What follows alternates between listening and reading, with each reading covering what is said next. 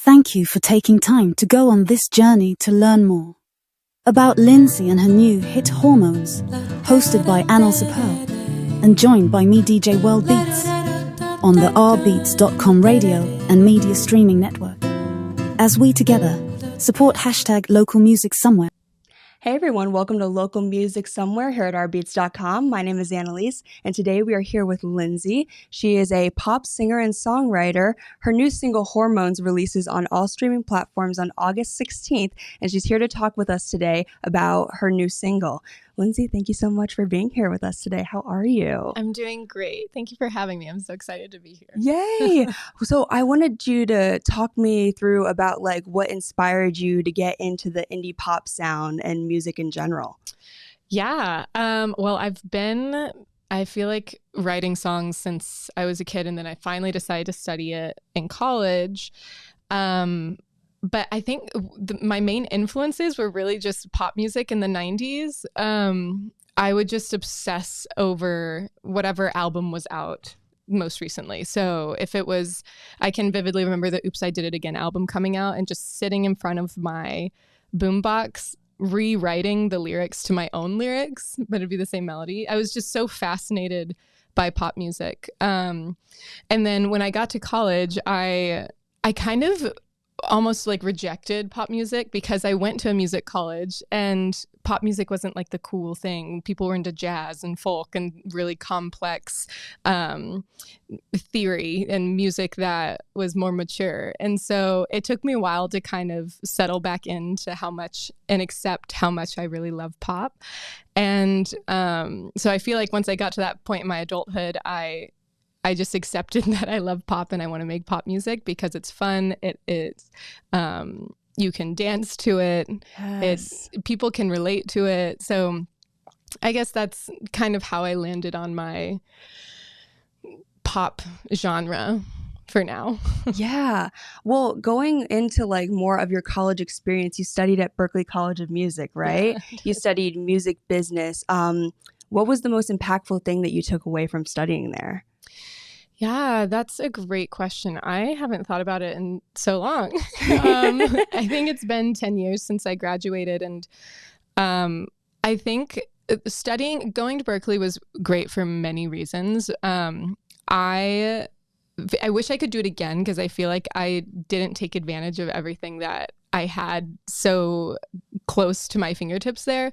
But I think one of the main things was just how important relationships are in the industry. A lot of people that I met while at Berkeley, they weren't even going to Berkeley. They came for a semester to meet everyone, and then they dropped out and they stayed in Boston just for relationships. And you wouldn't know that they weren't actually enrolled or not. It's just they were there to meet people and to make connections and be around other people who really wanted to make music. And I didn't get that memo. I definitely spent all my money and graduated and got the degree.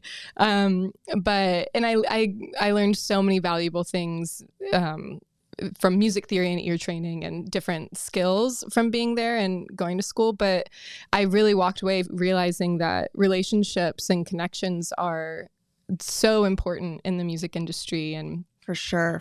and being able to just have face-to-face interactions with people. Yes. Yeah. Like you said, connections are such a huge thing. That's such a smart idea. I never thought about just going to college for a semester and just to make the connections and then dipping, you know? Well, I mean, at Berkeley, there's not really a campus. It's just random. I don't know how they have it now, but it's just random buildings in Back Bay, Boston. So it's different than going to a university that there's a campus, because if you drop out, I don't know that you can just hang out on campus. But for Berkeley, most people didn't live in the dorms. Most people just lived in an apartment in Back Bay. So it was easier to just kind of hang around for a while, I guess, without being at school. That's awesome, though. That's definitely how you make connections in this industry. And that's such an important thing for sure. Well, let's talk about your new song, Hormones. What was the inspiration for this song and how did it come into fruition? Yes. So last year I kind of started learning about holistic health. Well, I knew about holistic health options, but I really got into it for my own personal health. And through just learning about different holistic options, I came across just different new research on hormone health for all humans, women and men.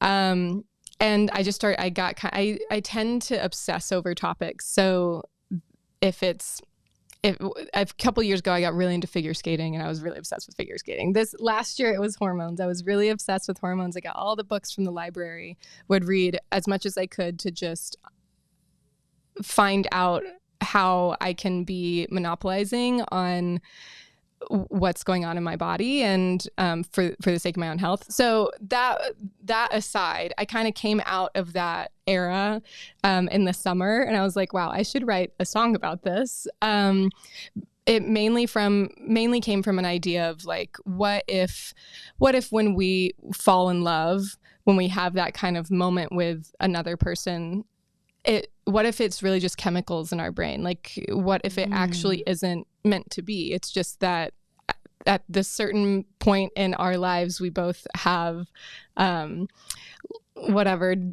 right chemical balance in order for us at this moment to connect. And it was very figurative, very theoretical, but the phrase of, so what if it's hormones, came to mind. And because I was thinking about like, what if that is really what happened? What if my husband and I met and it was really just chemical?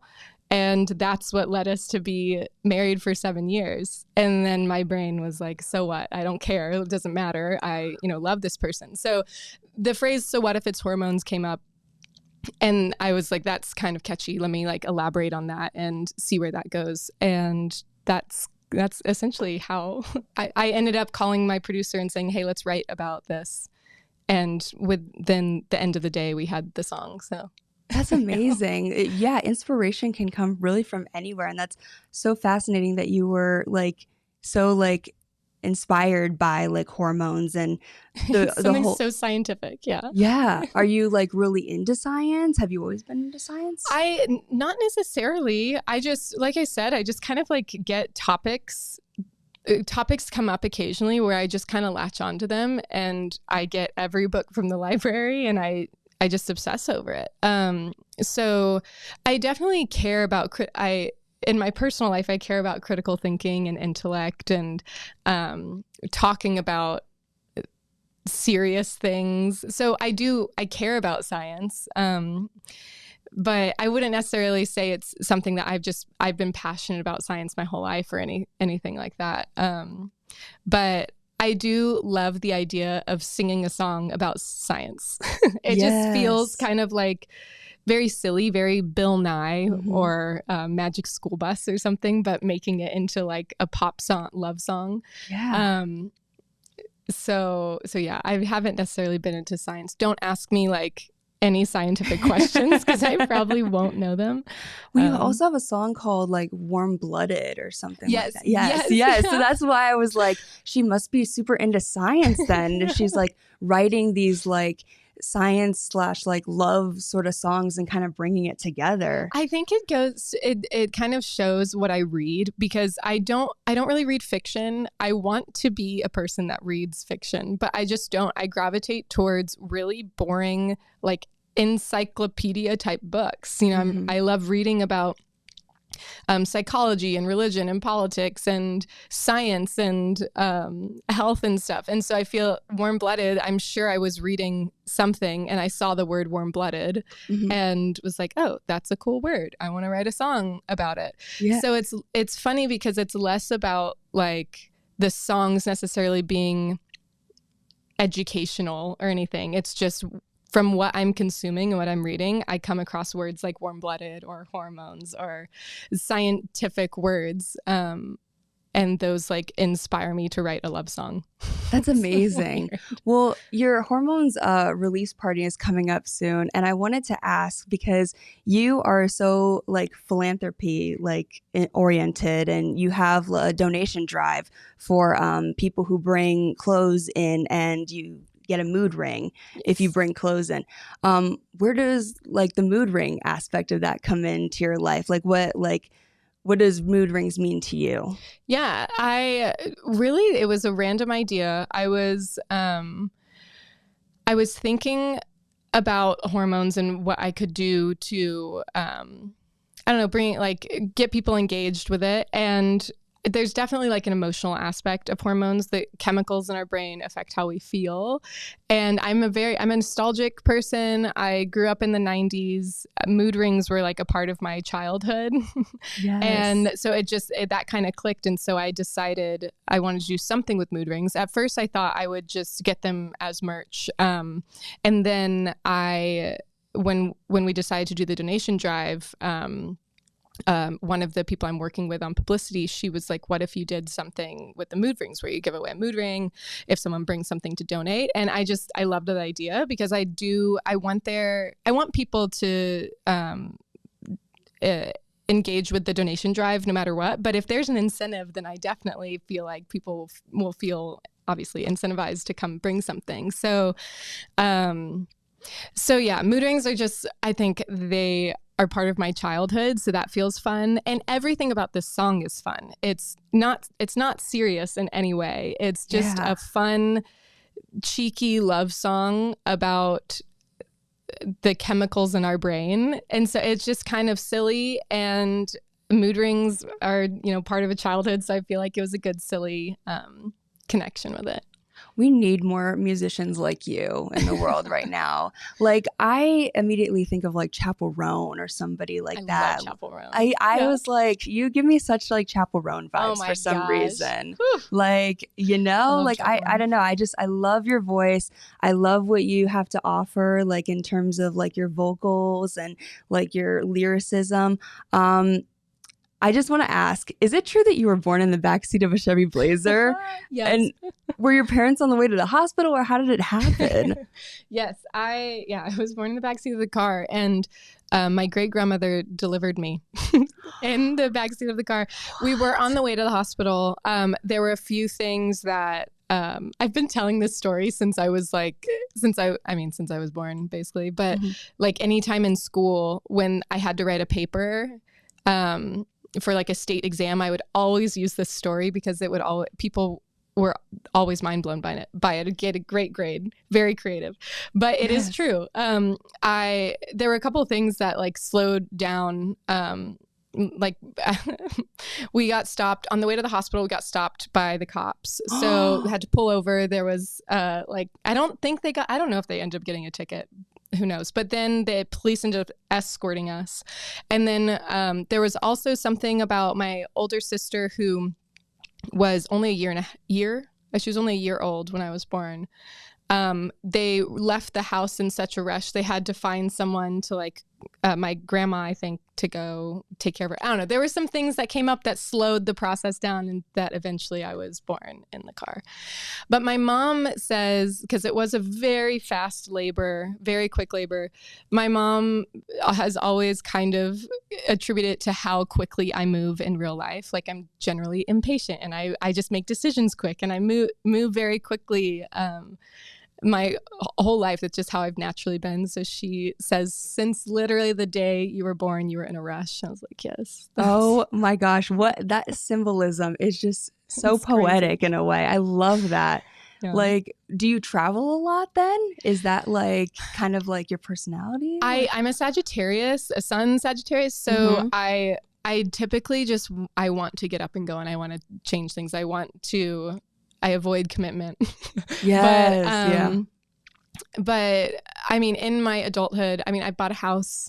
I'm married for almost 7 years. So I don't travel as much as maybe my free spirit self would want to. But yes, I typically have that very free spirit, innate way of life in me where I just kind of want to be on the go. Yes, that's amazing. Yes, you definitely give that vibe. So recently this year, you released your Spanish version of your song, Out of My Mind. And may I just say, it's such a beautiful song. What inspired you to record the Spanish version? And can we expect more songs from you in different languages? Yes. Yay! Hormones is going to be in Spanish and French. I just had one of my final French lessons this morning. I studied both Spanish and French in high school, so I had a foundation, but I kind of got ahead of myself with just declaring I was going to do hormones in French because I got it translated and then I went to sing it and I was like, whoa, it is not coming back as quickly as I wanted. So I've been taking a couple French lessons, and I have some people in my life that speak French fluently that have been helping kind of coach me. And so I just did that this morning, and it's finally in like a good spot. I'm very excited about it. But for Out of My Mind, we didn't initially think of doing it in a different language. I was studying I was taking private lessons last year in Spanish just for fun. And I knew I wanted to find a way to bring the two interests together, my love of learning languages and music. And it just dawned on me one day that I can totally find someone to help me translate this and I can sing it in Spanish. And it's just like it all clicked. Like, this is what I love to do. I love to write music and then also learn different languages and try to create this like cultural bridge for people. Because for me, whenever I've learned a different language, music in that language is what has really helped me. And when I've traveled abroad before and when I've met people who are working on their English, they say they listen to music in English because it helps them strengthen their English. So I just loved creating this like fun tool for anyone who's trying to learn a foreign language to be able to like have an English version and a Spanish or a French or whatever different version to listen to. So yeah, I hope to only do more and more, even if I was partnering with someone who was a native speaker and singer. And if I'm not singing it, that's also fine with me, because I would love to do songs in languages that I do not know. So yeah, I'm excited to see how that continues to develop, because it's something I'm passionate about. And I can tell, like, just like based on like, you know, like the way that you talk about like different cultures and different languages and everything, it's so clear that you have such a passion for it. And like, I'm so excited to see like what other projects you have in the works for different languages and everything like that. So where does like the fascination of languages come from? Like, oh, that's a good question. Mm-hmm. I don't know. I mean, there's something about learning music in and of itself that feels like learning another language. So I do think that growing up, I was so fascinated in music theory and learning how to play instruments because it was this different way to communicate. But I do think at my core, I care so much about human connection. And when I've traveled before, or even in my own hometown, if I've run into someone that doesn't speak English very well, there's automatically just a chasm. Like it's hard to connect. Mm-hmm. And so I think I have this dream for myself where there's like nothing gets in the way of me being able to connect with another person. And I think on a deeper level, I think a lot of fear that we have in our society is because people just don't understand each other. And I think that some cultural bridges through language could help more people feel connected with people that are different from them. So I don't know. It's a lot of things. That's so fascinating. I love that like you're so like immersed in it and that you have such a fascination for it and that you want to explore it more. That's incredible. And I'm so happy that like we have people like you who are able to express that through art, because it's a hard thing to be able to bridge those gaps, like you said. So I'm glad that you're able to do that. I hope it helps to do that. I don't know what the music will be used for, but that's what I hope it will be used for. Yeah, I think it is. So in Hand Me Down Love, you sing secondhand, nearly new, just hand me down secondhand, nearly new, just hand me down when you're through. It's okay, you didn't mean to. What does that line mean to you in this song?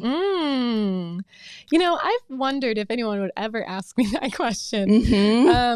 So that song it's a heartbreak song. And it's about when I wrote it at a time when I realized that the people that I'd loved before, the relationships I had been in before, in my past are a part of who I am now. Like, you can't just completely, when you grieve a loss of someone, whether it's truly death or a breakup, something where you're grieving, you don't really ever get to be rid of that person.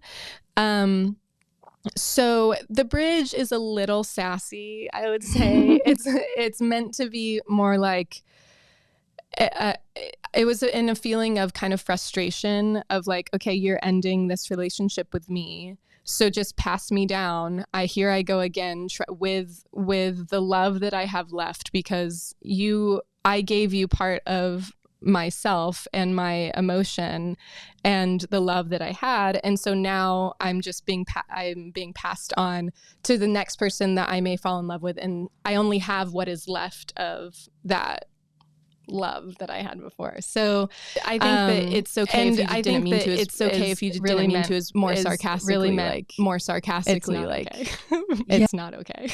Yeah. But, yeah. I got chills when you said all those things. Like, that is like such a real experience that so many people go through. Yeah. And like the way that you were able to say that and convey that in this, it's so original and it's so inspiring to like hear it from like an actual like real life standpoint. Mm-hmm. So I love the song. I think it's genius. Thank you. Thank you. Yes, of course. So you've been releasing music on streaming platforms since 2020 when you first released this song. So how would you say the process of your music from then to now has evolved? Yes, it's evolved a lot, because I took a big break in between there from 2021 to 2023. So 2 years I didn't release anything, because I was trying to figure out where music fit into my life, what it meant to me, where the purpose was going to be coming from. So before 2020, or the releases in 2020, I feel like those really came out of just moments of inspiration, just real moments happening in my life was mainly what I would write around. And then after, when I came back to realizing like I do want to make music, and I want to do it in a way that is fulfilling to me. It's not just entertainment, or it's not, I don't know. I'm so connected into making sure that what I do with my life does good.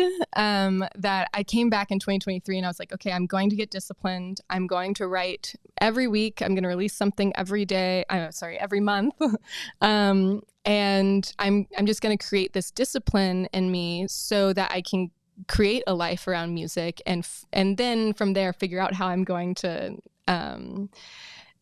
connect it to whether it's philanthropy or, bridging cultural gaps or something. So I think that was kind of like a long-winded version. I think the short version is that I just created so much more discipline now, rather than before. I treated it like a hobby. Mm-hmm.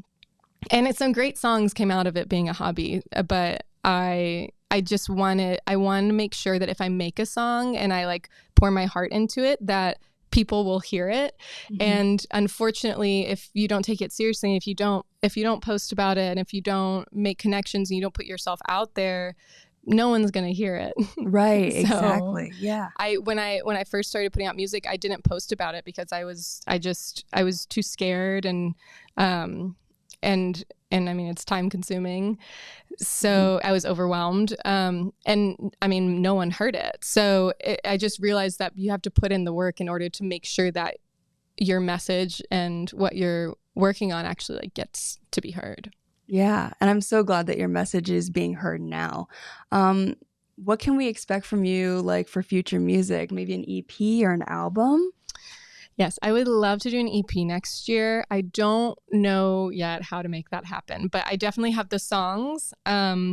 So yeah, I'm going to declare it, manifesting now. EP next year. Yes, yeah. I'm so excited for that.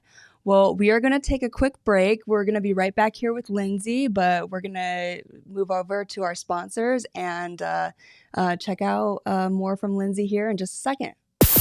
Hey, music lovers, prepare to have your mind blown by the freshest beats around. Whether you're a seasoned raver or just someone who loves to feel the rhythm, we've got something special for you. Introducing Only Bangers, Hits Different by rBeatz Radio on Spotify. This isn't just another playlist, it's a carefully curated collection of the hottest tracks that are guaranteed to elevate your mood and get your body moving. Curated by DJ rBeatz and friends, Only Bangers is packed with tracks that'll keep you dancing all night long. These are handpicked by some of the best DJs in the world. Imagine the sickest drops, the most insane bass lines, and melodies that'll have you hooked from the first beat. You won't be able to resist the urge to move, to dance, to lose yourself in the music. It's like the soundtrack to the best night of your life, playing on repeat. Each track is a gem, a banger that will make you want to hit replay over and over again. And here's the best part. rBeatz Radio knows what you want. A Spotify playlist for your listening pleasure. No fillers, just thrillers. Imagine having access to the best music anytime, anywhere. So why settle for mediocre when you can have the ultimate listening experience right in your earbuds? Thank you for sharing the love, and thank you rBeatz.com for bringing the heat. With Only Bangers, you're not just listening to music, you're experiencing it. You can also head over to rBeatz.com and rBeatz on all your favorite listening devices and download the free radio app. A 6-pack of 6 genres, carefully curated for you. Whether you want to search for Only Bangers, Hits Different by rBeatz Radio on Spotify, or download the app on all your favorite listening devices. Trust us, your playlists will never be the same again. Hit play, feel the energy, and let the beats take over. Because with Only Bangers, every moment hits different. So what are you waiting for? Dive into the world of Only Bangers and let the music take you on a journey you'll never forget. Catch you on the dance floor, and thank you for sharing. Calling all independent musicians. Ready to elevate your sound? At rBeatz Radio, we're poised to turn up the volume on your ambition. Submit your tracks today, and here's the reason why. With rBeatz, you're not simply uploading, you're broadcasting your unique resonance to a global audience. Put your hesitations aside. We're offering you the golden opportunity to have your music reviewed and aired on our radio station, absolutely free of charge. You've pondered, perhaps even sampled the others. Now it's time to experiment with the finest. At rBeatz, we're dedicated to you. We're not just a platform, we're your spotlight, and your music merits the stage. Share your social handles, and as soon as your music goes live on rBeatz, you'll be the first to know. We're not just spinning tracks, we're cultivating a vibrant community of artists and aficionados who revel in distinctive soundscapes. rBeatz Radio, the stage where your music receives the applause it's worthy of. Submit your music today and transform your sound into a sensation. In essence, rBeatz your music. Welcome back to Local Music Somewhere. I'm your host, Annaleise, and today we are here with Lynsea. We are going to be playing a little game of Would You Rather, and we're going to show some questions up here on the board, and you can just answer them like, what would you rather? Okay. Okay, so would you rather perform a whole song for a random person on the street or put out one of your least favorite songs on all streaming platforms and have it go viral? Probably perform a whole song for a random person on the street. Yeah, I think so.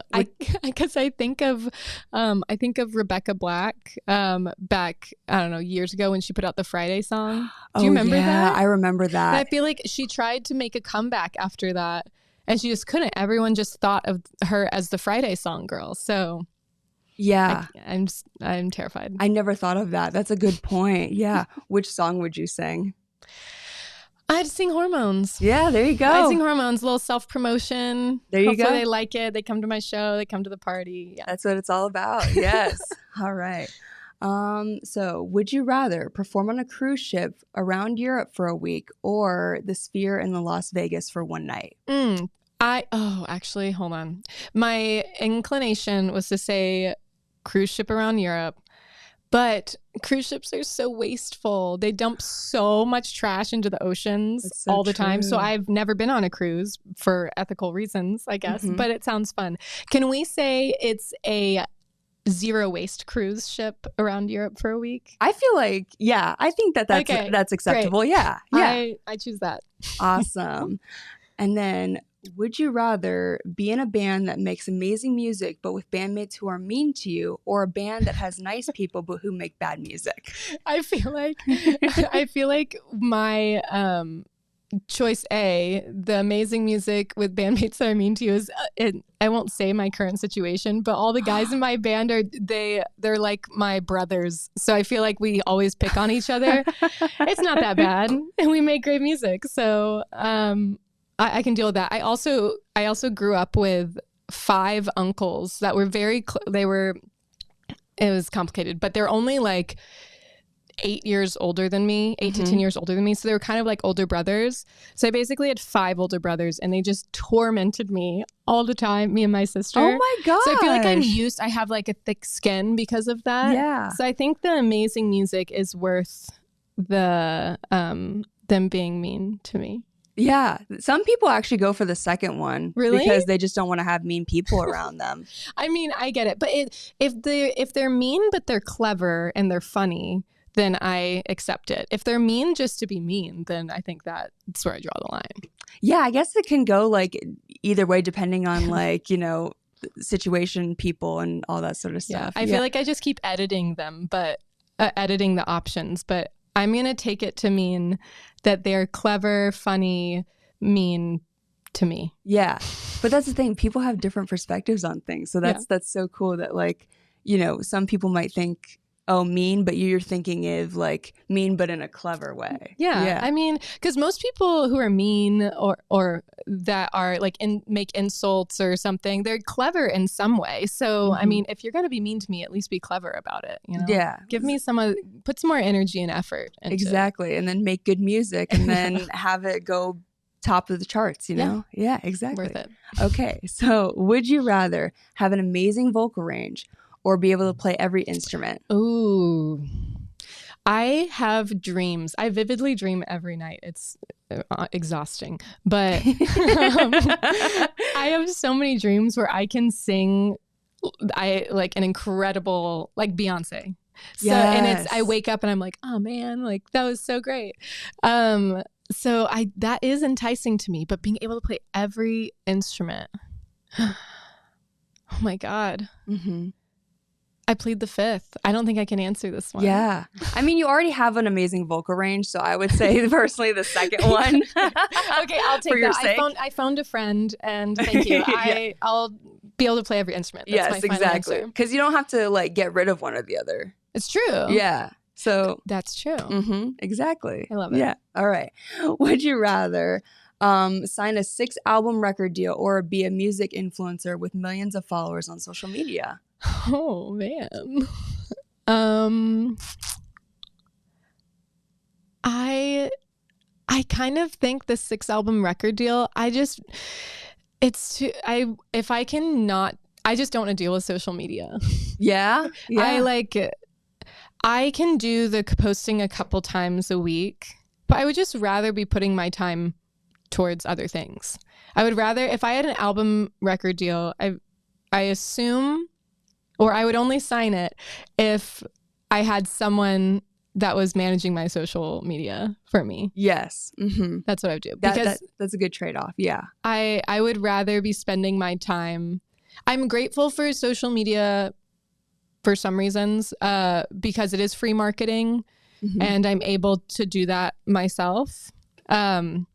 But I would rather not have to do that. So I think I would choose the record deal. Yeah, I think so too. Yeah. For me, I don't know. I go back and forth all the time on it because there's some days where I'm like, I love social media. It's great. And then there's other times where I'm like, I never want to touch it again because it's literally just ads and promotions now. Yeah. Being sold stuff. I know it's hard, but I just think I would rather I spend so much time coming up with content and creating content and posting it and then engaging with people that I would rather spend that time, either writing music or, studying a new language or volunteering some more in the community. I would rather put that time towards other things. Yeah, that makes sense.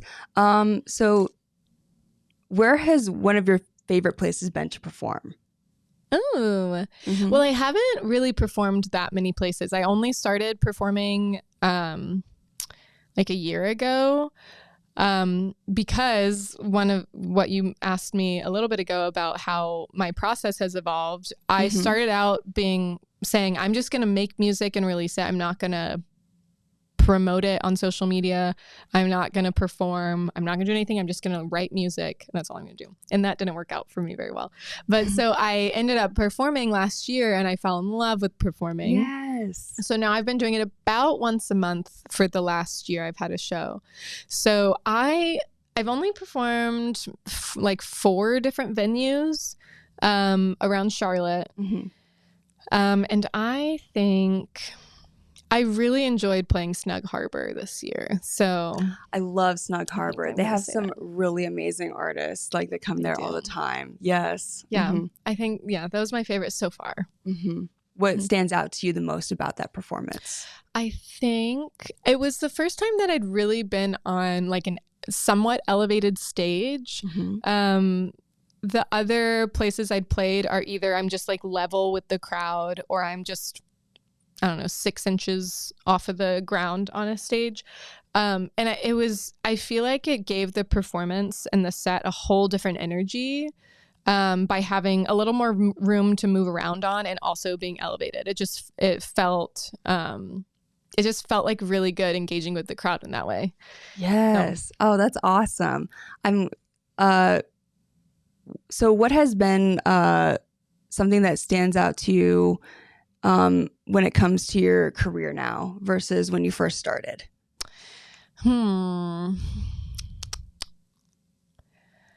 I think my resilience, probably, because when I first started, I would get really down in the dumps like pretty quick. If I got overwhelmed, or if things didn't go my way, or just setting expectations for my career, for the music. And I think every artist kind of goes through those feelings, but I am able to kind of put it in check a little bit quicker and remind myself that like there's nothing else I want to be doing. I want to be creating music, and being an artist means that you're going to have to deal with self-promotion and feeling a little crummy sometimes, or not good enough, or occasionally comparing yourself to other artists and things like that. So I think my like mental strength and my resilience to be able to like keep going and not want to give up or something.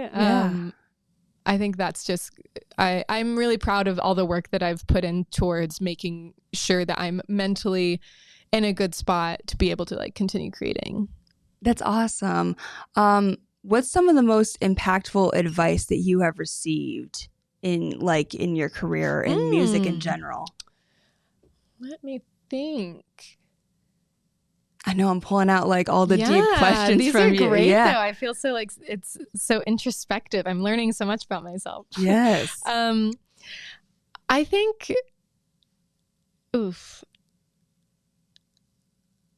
I think that creating without expectation, because I think sometimes we get caught up in like the result that we want. Mm-hmm. And then, months or years go down the road and you're not really even doing the thing that like gives you, like that you're passionate about, that gives you purpose and is fulfilling. It's very easy for me to go weeks without writing. And I've spent all my time trying to promote because I, want to gain more listeners or more followers or sell more tickets to a show or things like that. And then I'm not actually doing the thing that matters, and that makes me an artist. I think that, with also knowing that like and this is just advice for life, I think, that I've taken as advice for life, but there's never a point of arrival. Like if there's something we want, like one day we're going to get there and then we're going to want something else. And then we're going to want more. And it's just innately our brains are wired to continue to just want and grasp. And I think allowing myself to relax and know that like I'm never going to get that feeling of arrival, because all I need to do right now is just be present. I need to be present and do the things that are fulfilling to me now without any sort of expectation of I'm going to get to wherever I want to go. Oh my gosh, that's such a good point though, because especially as artists, for some reason, like there's this expectation of like, you need to be like not having a whole catalog yet. Like it's almost like you need to like be just starting off like with the first few singles, or like still like kind of like, you know, fresh off the market or something like that. Like the music industry can be very toxic in that way, but the most important thing is that like you're continuing to go, and that's what we were talking about with resilience, like you said, is like continuing to get up, write music, you know, perform, do all those things because the passion of it is there, and you want to keep going because you love it so much, and you're never going to feel that sense of arrival. Yeah. But that's so true. Yeah. Yeah. Yeah. But that's amazing that you've been able to release so many like songs recently. Like, and I want to kind of go through some of the more recent ones, like what inspired Crawl? Oh yeah. Crawl. So Crawl, hold on, let me rewind. So last year, one of the things I was experimenting with was writing for sync licensing. There were a couple producers I was working with that were really, were working on a lot of sync pitches. So, and I had somewhat of a small background in sync. I learned about it in school, and then my husband was working with a company called Music Bed, and so we were kind of familiar with sync, but I hadn't really written straight for a pitch before. I had only pitched my songs to sync companies. But so we came together to write, the three of us, the two guys that were producing with two producers I'm working with, and then myself. And the pitch was like a dark and moody song that had like lyrics about inner turmoil or something like that. And so we all like started kind of riffing on different ideas, and the word crawl just came to my mind. I honestly had the visual of, I don't think I had recently watched Harry Potter, but this Harry Potter scene was in my brain when this came up. But there's, I don't know what movie is it? He and Dumbledore are like in a cave, and they're on an island in the middle of the cave. I know what you're They're talking getting about. one of the Horcruxes from the dish, or I don't know if it's a dish. It Half-Blood Prince or Prisoner of Azkaban? No, I think it's late. I think it's one of the later ones. Yeah, I'll have to look it up later. Yeah. But you know the scene I'm talking about. Yes. And so then all of the like bodies, all of these like dead bodies start coming out of the water and trying to like grab them on this little island or whatever. For some reason, that is the scene that came to mind when we started writing that song. And so the word crawl came into mind, that scene came into mind, and then we just kind of developed it from there. They started, they kind of had a track going that was similar to some of the reference tracks that the pitch had linked in the pitch. Yeah. And then we started riffing off of this crawl idea, and that's what happened. That's amazing. Yeah, because the song really does have like a dark, like sort of theme to it. Creepy. Yes, but it's so beautiful, and your voice is so angelic through it all. Like it's such a beautiful contrast in a way. Well, thank you. Yes. Love Me Anyway. Yes. Tell me the story behind that. Yeah. Well, let's see. I think that was just a random, sometimes I go in, I have an idea of what I want to write about, like hormones or warm-blooded, or I have a word or a phrase, and I intentionally go sit down and I'm like, okay, I'm going to write a song about this thing.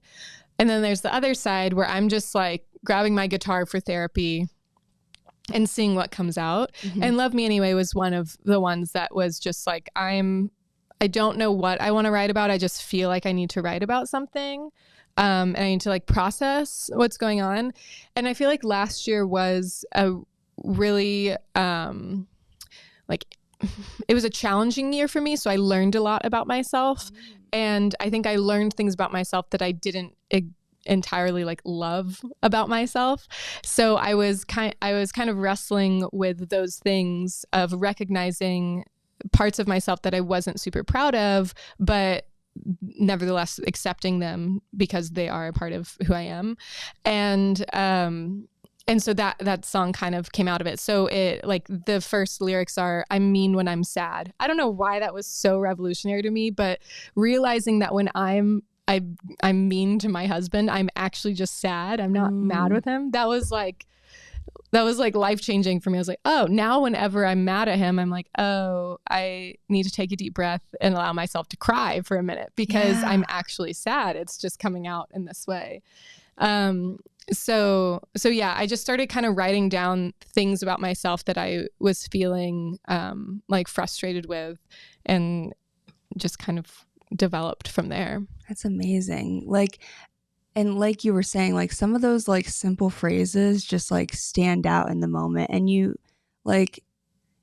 sitting here thinking, oh, it's not like that, like some people might not think it's like that revolutionary, but like to you it's like, oh my gosh, that makes so much sense. It's like a light bulb moment. It really is. What's the thing that like really draws you to like creating music? Like, what makes you come back to it each and every time?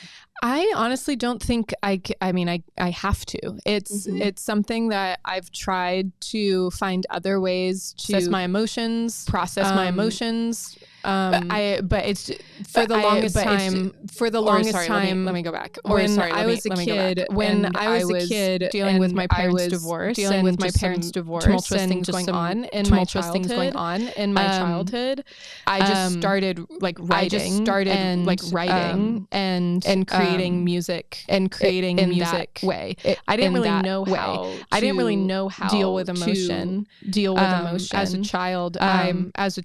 So I feel like it just manifested as songwriting, or it just kind of came out as songwriting. And I used it throughout my childhood, throughout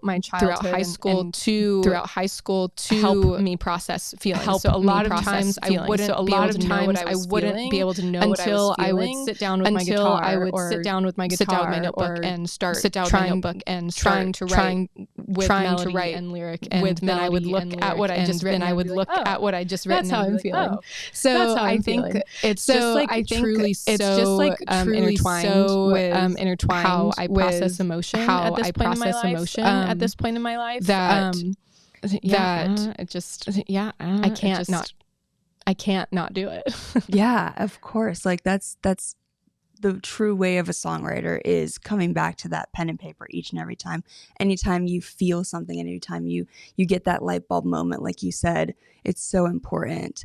Where do you see yourself in 5 years musically? In 5 years, I mean, I would love to have released an album. I would love to have a bigger team of people helping to just like bring the songs to life. I think ultimately I would love for it to be my main source of income. Yes. It doesn't have to be a big income. It can be a small income. It's fine. But just knowing that like what I am focusing on and putting my energy towards to make a living is through creating music. And that can be like an arm of it. It could be the translations into foreign languages part, or it could be like a really great merch line that's ethical. And my merch that I'm launching this weekend it's all on secondhand pieces, and it's embroidered by a local artist. So it's all, I just want it all to be very thoughtful. So anyways, it could be like whatever it is that I'm doing to make a living is like somehow a part of this music career. That would be ideal. That's such a great way of looking at it, for sure. And I think that those are all very, very realistic like goals, for sure. I think you will definitely have those things by like 5 years from now. Yeah, 2029. Yeah. That sounds so far away. I know. I think you can do it sooner, personally. I think that like where you're headed right now, you're on such an impactful journey right now. And I can really see like the inspiration and the light within your craft, within the way that you sing. I am so excited to see what's next for you in the future. And like, all the things that are to come for you? Well, I receive that. I need that kind of energy because it's easy to, someone else recently told me, like, you just got to think bigger. You can't, you don't think about don't think too hard about what your next goal is. Just like think big about what you want and just start like allowing yourself to believe it. So I'm working on that. Yes, I believe it, and I'm so excited for you and all that is to come for you. Well, Hormones is releasing on August 16th. Is that correct? Yes, yeah. August Friday. 6th, yeah, Friday, this Friday. Oh my gosh. So make sure to go stream it on all streaming platforms. Did you want to shout out any of your social medias or anything else? Sure, yes. So on Instagram, it's just at Lynsea, Lynsea. And on TikTok, it's I'm Lynsea. I am Lynsea. Yes. And those are the main platforms I'm on right now. So maybe I'll expand further. Have an email list too, if people prefer to be unplugged a little and get information on the email list. So yeah. Yeah. All right. Well, check Lynsea out on all streaming platforms and on all social media. And we hope to see you back here for Local Music Somewhere. I'm your host, Annaleise, and we'll catch you next time. Bye. Thank you for taking time to go on this journey to learn more about Lynsea and her new hit Hormones, hosted by Annaleise Pearl and joined by me, DJ rBeatz, on the rBeatz.com radio and media streaming network. As we together support hashtag Local Music Somewhere, hashtag Charlotte. Check us out on the rBeatz app on all your favorite listening devices. See you soon.